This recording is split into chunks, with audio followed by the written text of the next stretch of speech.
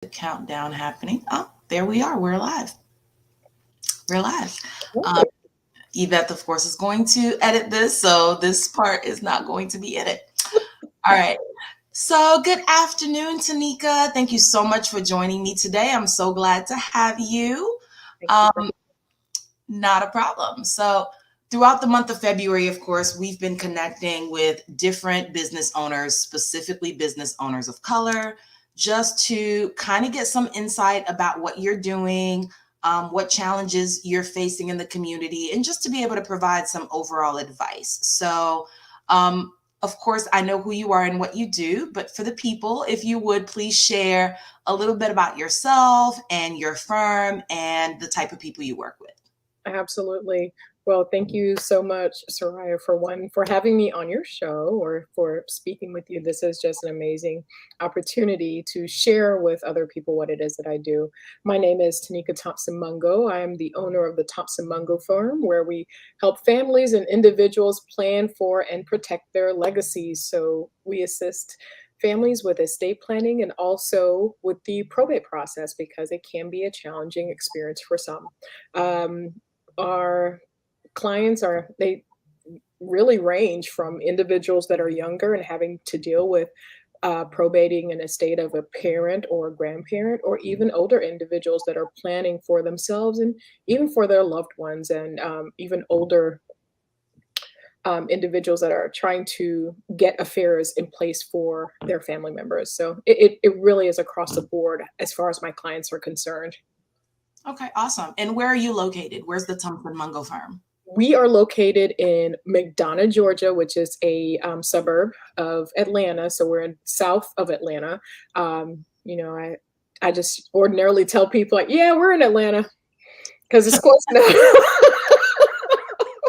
Close enough. Right, Yeah, it's I totally understand. close. So, of course, Tanika, we kind of do similar work in that we work with clients and help them protect their choices and their legacies and so on. So, I want to kind of jump right into our community. And I know that you can relate to this that our people just simply don't plan. Um, Sadly, not enough of us choose to go down this road, either because we think that we don't have enough assets and the term estate planning just sounds so sophisticated that we don't think we have enough money.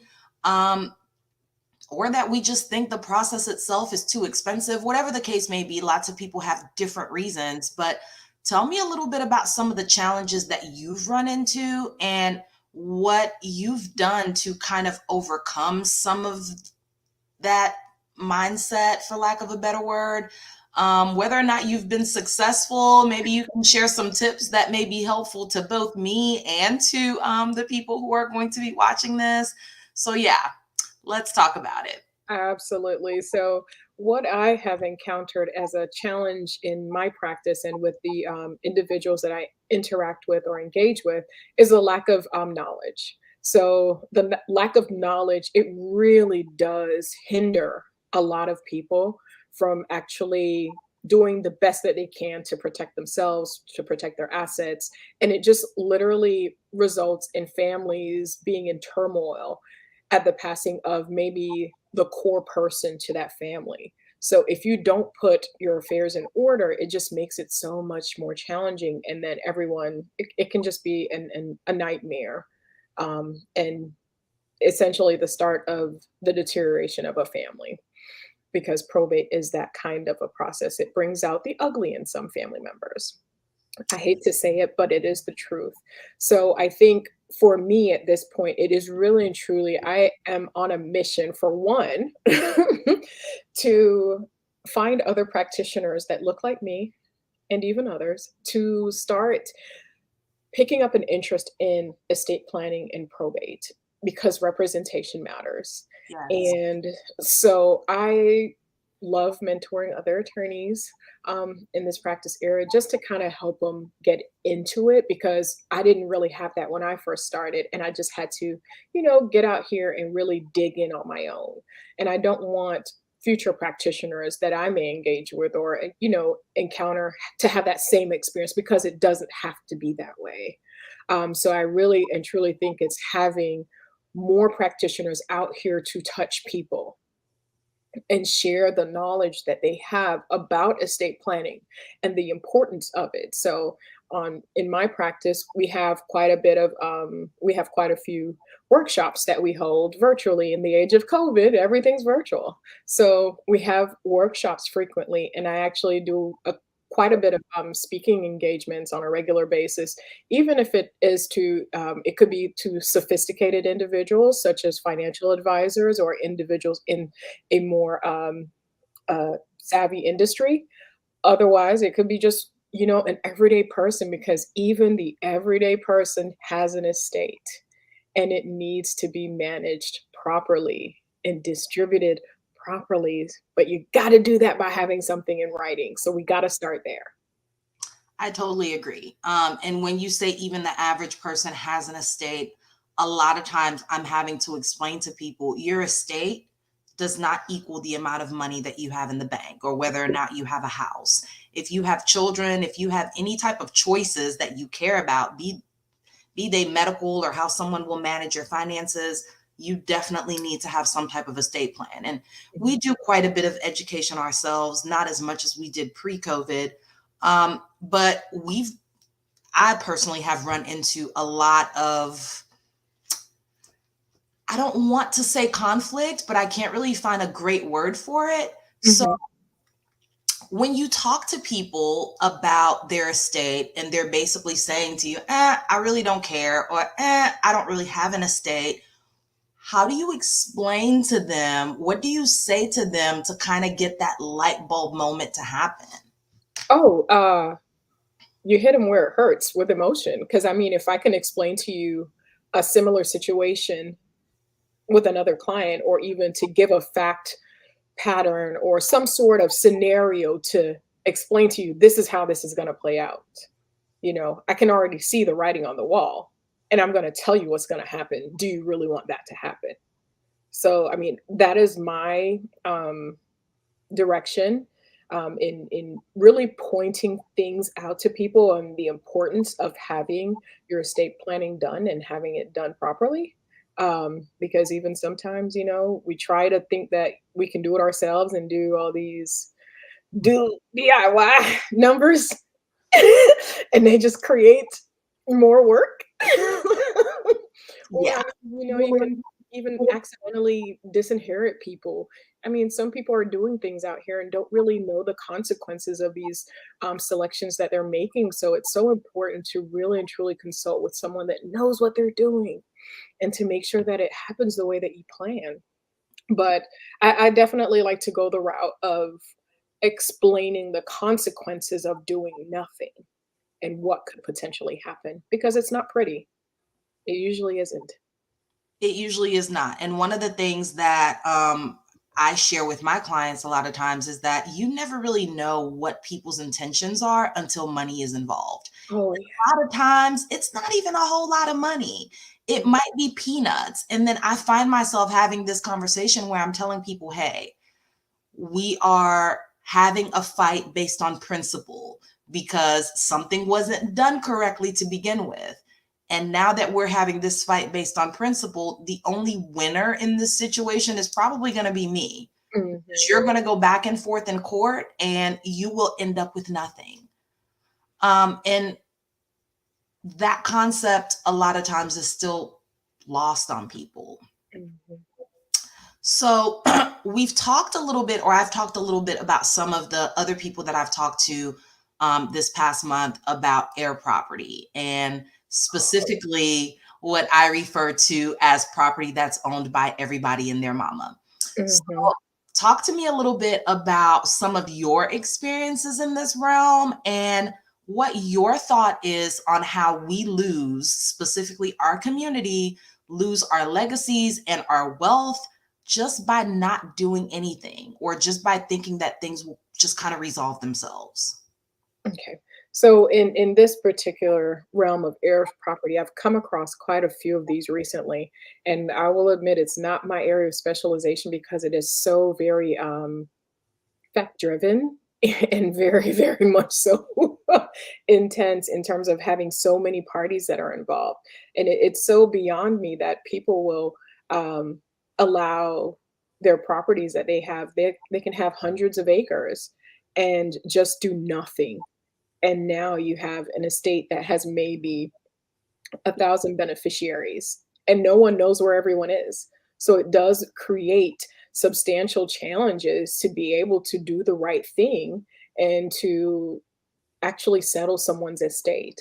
So, I mean, I think for this, it's really more about education and putting things in place to ensure that it doesn't fall into that kind of category, because then you're now having courts forcing people to do things with property that it should have remained in the family, but it's so either expensive to maintain or it's just very challenging to determine what to do with it because not everyone's on the same page.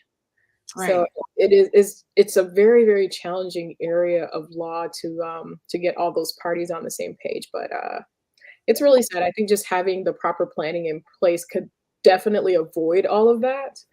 But because a lot of our, I hate to use the word ancestors, but a lot of the older folks, they go by these wives' tales. I like to think of them as, well, when I pass, it passes down to such and such and such and such, when in fact, typically it's not that way. It doesn't automatically pass.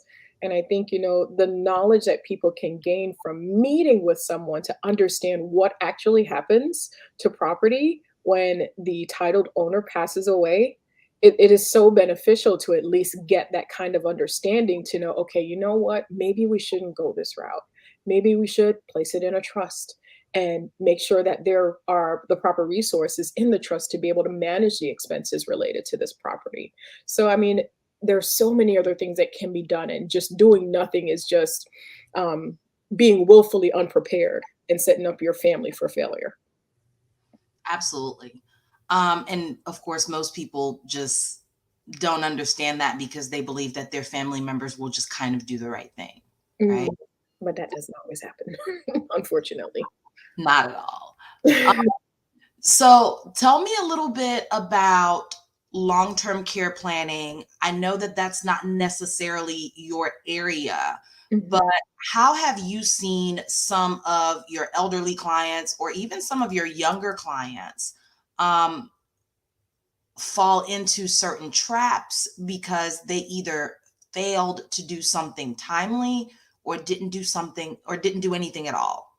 Okay. I mean, and this can happen in so many different ways where either your older family member, it could be a parent or grandparent, didn't have certain documents in place to either nominate someone to care for them, for one, because that's one thing that's very important, identifying someone to care for you, someone to manage your finances, and if needed, dependent on your circumstances, having the particular documents in place, i.e. a trust, to protect your assets so that they are not, I don't want to use the word confiscated, but to some extent collected by the government as reimbursement for expenses that are covered by for your health care. So it's really, really hard when this is being recorded. Yes. Okay, somebody just knocked at my door. No worries. Huh? It No. will be edited, right? Yes. Yes. Sorry, that was, I'm so sorry about that, Soraya. No worries. um, It's great. She'll take care of it. okay, great. But when I lost my train of thought because I was talking about the trusts and not having the government take your assets. That is something that people always talk about, and they have those whispers. The government's going to take your house. Well, if you do the proper planning and actually meet with someone well in advance and at least understand what the consequences could be of not doing anything, You could have put something in place to protect it and ensure that the property would not be used as collateral for reimbursement for the government for what they've paid for you as it relates to your care. So, I mean, I really and truly encourage a lot of my clients to um, look at the bigger picture because it may be a large cost to you now, but what is the greater loss in long term? So it's really definitely a good way to think about it that way. What do you do as it relates to your clients? Or I'm going to turn the tables back to you. Yeah, absolutely. So, I mean, I really like to talk to them about how much really do they actually what their overall goal is. I have some people who come to me and they're like, "You know what? I don't really care. When I die, I die. I don't care what happens to anything. I just want to make sure that I'm good right now. Who cares? My children, they should be taking care of themselves. I don't really care." And to those people, I'm just like, "Well, if that's your position and you don't really feel like planning with love in your heart for what your loved ones may have to deal with down the road, then that's cool." But what Mhm, I try to explain to them is, would you rather have an option? Would you rather sit down and plan how you want to, what type of life you want to lead down the road? Would you mhm, rather have an option where you have a nest egg on the side because you've planned early enough and now the people that you trust have access to some funds where they could supplement your life and mhm, they could, you know, bridge the gap from what the government could possibly provide for you and what you might actually want your life to look like as you age?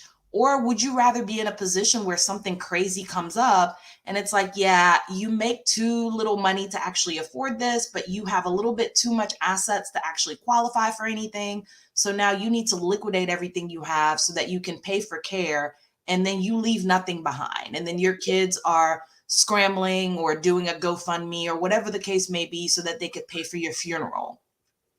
Would you yes. rather actually plan for what you want to see happen? And then I also ask them, I'm like, what's your greatest fear? And what exactly would you want to avoid?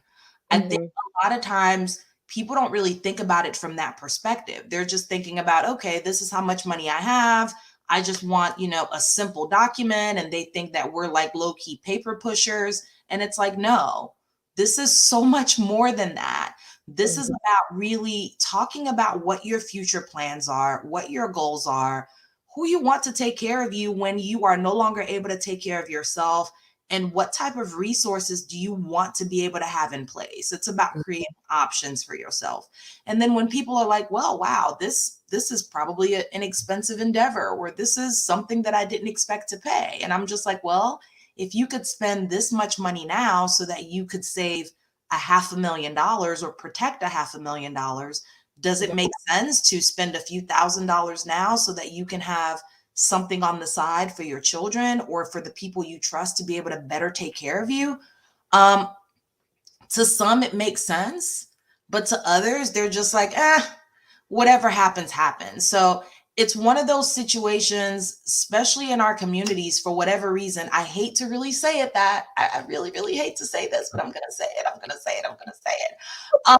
The people who don't look like us, unfortunately, tend to care more about leaving a legacy for their children. And I saw this thing, I want to say it was on YouTube or wherever it was, where someone mentioned, they're like, imagine going around the Monopoly board. And every time you go past go, everybody else gets their $200, but you don't. mhm, Is that going to put you in a better position to be able to buy property, to build your portfolio, to do X, Y, and Z? It won't.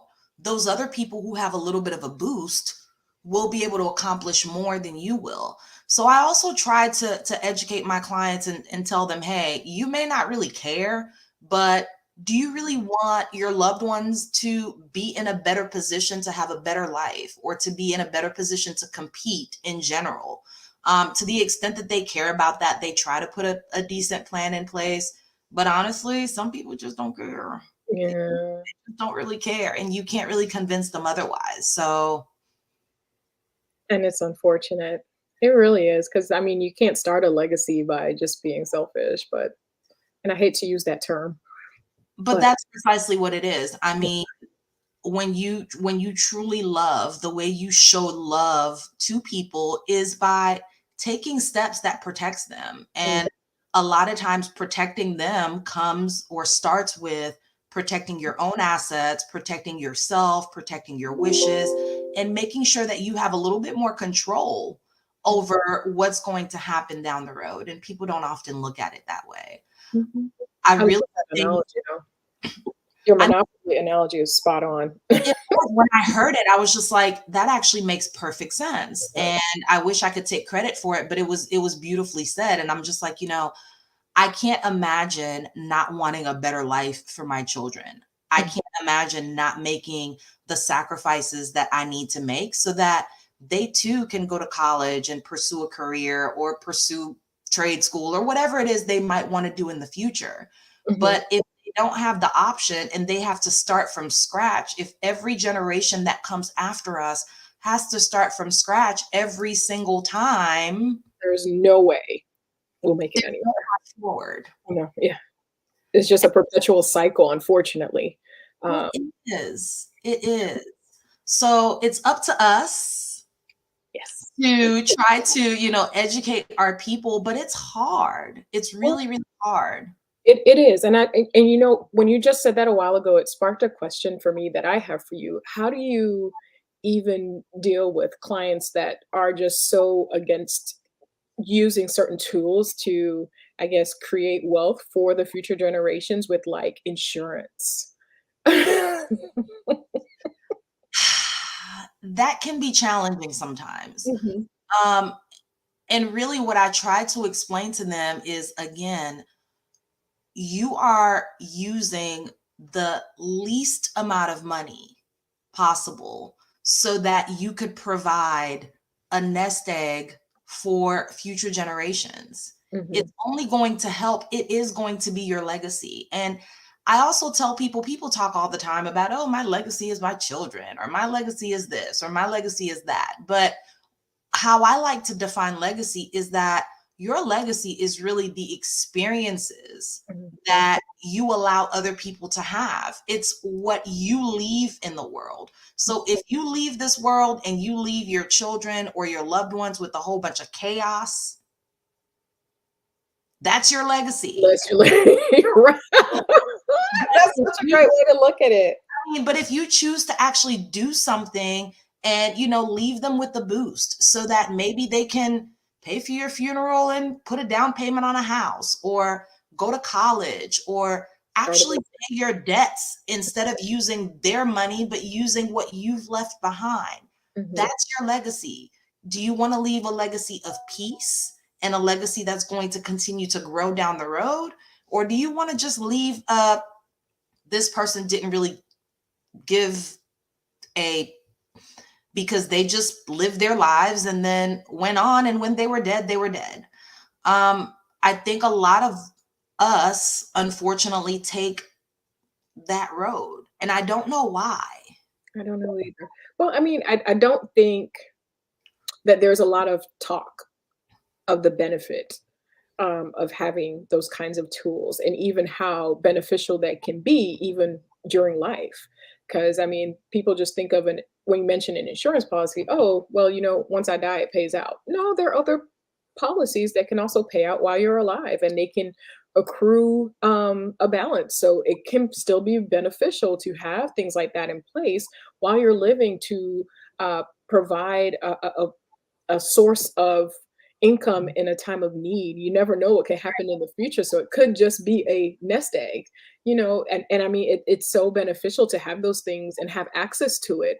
But if we don't know, we continue to stay in this bubble of, well, this is what my world is, instead of stepping out and learning a little bit more about what is available out there as far as tools and different things that other people use to create generational wealth. And I mean, having it going for generations and generations, it's such a very life changing thing to do, and it can be so nominal in the grand scheme of things. It can. And another thing too that I encounter sometimes is that people will be like, well, I had to work hard for everything I have. nobody left me anything, blah, blah, blah, blah, blah. So, my children will have to make their own way just like I did. And it's like, so where's the growth here? Exactly. Exactly. Yeah. So that's a tough one. That's a really, really tough one. And then I also encounter those people who are just like, well, am I technically defrauding the government because I'm trying to hide assets? Or I'm trying to move things so that I can qualify for Medicaid or whatever the case may be. And then to those people, I say, well, when you file your taxes every year, do you claim all your deductions, Mm. your child care credit, Mhm. all those things that actually bring down your tax liability? Because it's essentially the same thing. Yeah. You're just basically switching things from one category to another so that you have options. Mhm. So it definitely is about education, but just as well as I do, our people are some of the most difficult to try to educate, especially in this realm. Mhm. Mhm. That's something I'd like to overcome, but I don't know how Well, realistic it is in my lifetime. well, I mean, and I think too, because you know what, I've even faced some challenges with some older individuals that are hesitant even to work with attorneys based on their past experiences with attorneys and them either themselves or their family members being taken advantage of. Mhm. So it's hard to still place trust, even if it's someone that looks like you, based on past experiences. So it's a lot to overcome. And I feel like that's just some trauma that some of the people in this world that look like us just are just so hard to convinced that not everyone in this practice or even not everyone is out here to get you. Some people are genuinely out here to help you and want the best for you. And that's why we continue to move forward and do what we do and educate people as much as we try to and try to put the word out of the importance of having this kind of planning in place. So it's just so much that we as practitioners will have to overcome. But I think it's as long as we continue to work forward and spread the word and bring other practitioners into this area, this practice area, because even estate planning and probate, it's just so few attorneys of color in this practice area. And that's the part that kind of hurts my heart. Like I'll go to court so many times and I'm the only person of color in there. And there's nothing wrong with that, but it would still be nice to see other practitioners that are just out here just as passionate as we are about what it is that we do and want the best for their clients and out here doing it because that kind of representation matters as well. So we just have to keep pushing forward and encouraging people in law, the few of us that there are, because the numbers are so dismal. What is it like 13% of attorneys in the US are people of color? It's a really low percentage. It's It's a a really, lot. and even fewer of us in this space, in Yeah. estate planning space. So that's yeah. But one day at a time. Right. I Um felt that sigh in my core though. One day at a time. That's all we can do. Yeah, So to close, Tanieka, tell us a little bit about how to get in contact with you. I know you said, of course, you're in the greater Atlanta area, but just how can people get in touch with you so if they need assistance in this space that they can receive it? absolutely. We assist clients throughout the state of Georgia. So even if you're in rural Georgia, I work with you as well. Um, you can reach us by calling our office. Our office number is 678-855-6002. You can email us. Our email is info@ttlawllc.com. And we are also on social. So we are on Instagram, we're on Facebook, we're on LinkedIn, we even have a Twitter. We tweet about estate planning. Oh, And no. we even have a little TikTok account. We just don't venture into that one too. Might as well get into all the socials. Might And as typically our handle is Millennial Estate Planning, because that's another group that just disregards planning. But that's another topic for another Yeah, we could go down that for a while for sure. Oh my goodness. day. Well, Tanieka, thank you so, so much for taking the time to join me and to chat. I greatly appreciate it. And I look forward to us working together again really soon. Yes, thank you for having me. This has been wonderful. I appreciate you. Have a great one. All right, you too. Take care. Bye bye. Bye.